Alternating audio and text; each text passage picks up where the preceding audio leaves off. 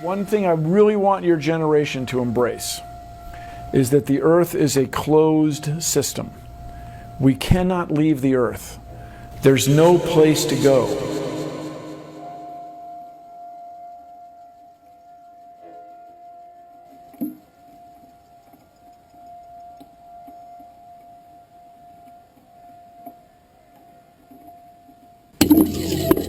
Rockets don't have brakes.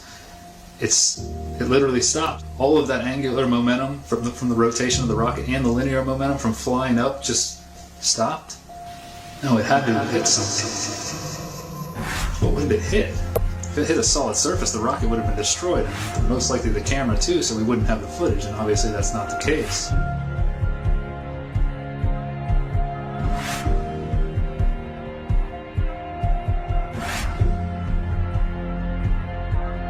Kicks and deals. It's a long fly ball going back, and the ball shatters the sky, bringing the ocean itself down into the stadium. Oh, Simpson just broke this dream's reality wide open. I know we have still not shattered that highest and hardest glass ceiling, but someday someone will, and hopefully sooner than we might think right now.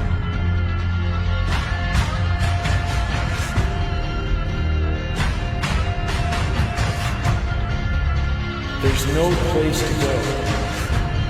Although we weren't able to shatter that highest, hardest glass ceiling this time, thanks to you, it's got about 18 million cracks in it.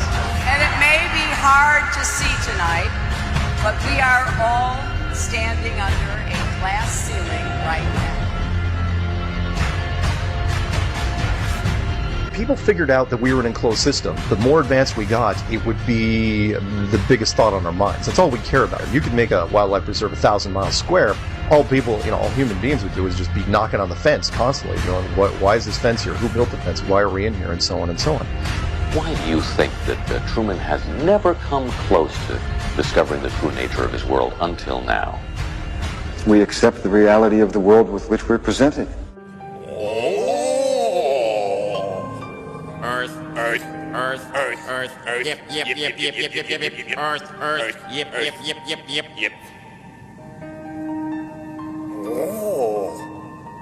Earth.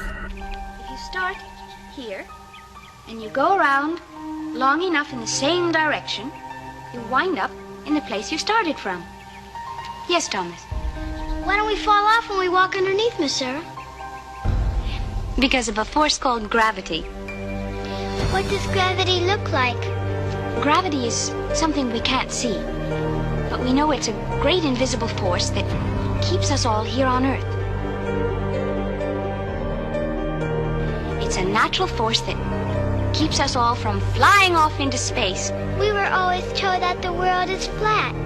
You were told right. Don't listen to her. I've been patient with you, Sarah. Lord knows I've been patient, but now your words have revealed you. The law of gravity was discovered by Sir Isaac Newton in 1687. That's almost 200 years ago, Uncle Evan. But there is only one law. The law of God. What is gravity? We have no idea. Okay, next question. Wow. No, here's the difference. We can describe gravity. Okay. We can say what it does to other things.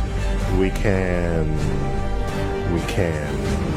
measure it, predict with it. But when you start asking, like, what it is, I don't know. Einstein, in an Einsteinian answer, we would say gravity is the curvature of space and time. And objects will follow the curvature of space-time, and we interpret that as a force of gravity. That's probably the best answer I can give to a what is gravity question, or why is there gravity. That's the best I can do there. I think that's a good start.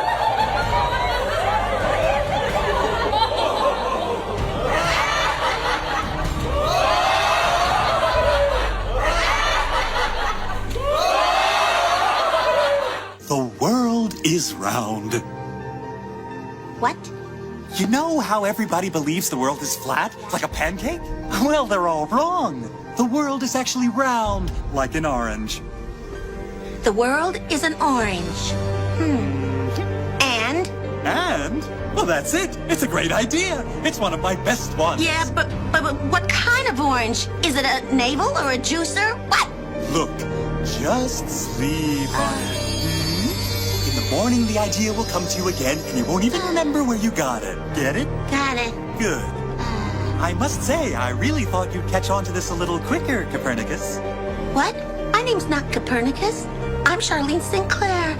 You're not Copernicus? This isn't 16th century Poland?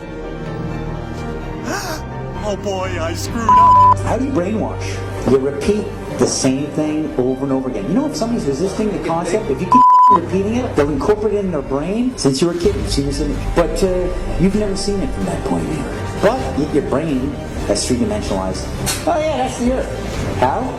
Through repetition. Well, let's just all get on our hands and knees and wait for a scientist or an astronaut to come along, or Neil deGrasse Tyson to come along and bestow upon us their knowledge. Now, as you can see, this is the evolution meter, and I put God, the creator of everything, on the right side, and evolution on the left. I won't change my mind, because I don't have to, because I'm an American.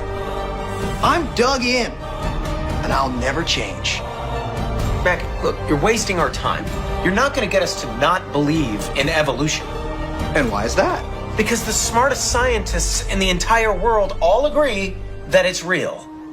I'm glad you brought that up. Mr. Reynolds, these were all the smartest scientists. Only problem is, they kept being wrong! This is insane, you fool! I'm a fool because I have more faith in the saints that wrote the Bible? Yeah, because you just read the words of a bunch of guys that you never met, and you just take it on faith that everything they wrote was true. And what makes you think what your scientists are writing is any more truer than my saints? Because there are volumes of proven data, numbers, figures. Have you poured through the data yourself? The numbers, the figures? Well, no. No. Oh, interesting.